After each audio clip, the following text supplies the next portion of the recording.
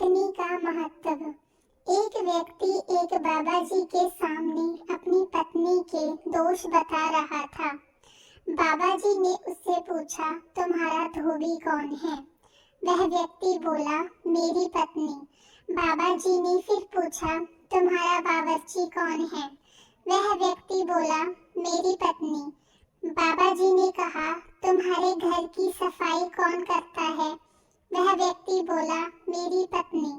बाबा जी ने कहा, तुम्हारी और तुम्हारे माता पिता की सेवा कौन करता है? व्यक्ति बोला, मेरी पत्नी।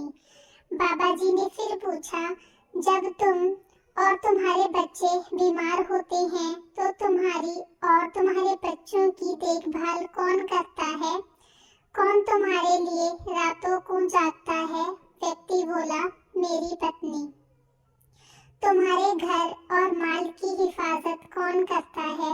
व्यक्ति ने कहा, मेरी पत्नी। बाबा जी ने कहा, तुम्हारे दुख सुख का साथी कौन है? व्यक्ति ने उत्तर दिया, मेरी पत्नी।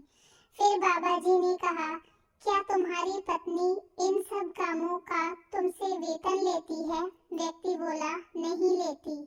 बाबा जी ने कहा, तुमने अपनी पत्नी के दोष तो बता दिए, लेकिन उसके गुणों को भूल गए और ना ही तुमने उसको समझा।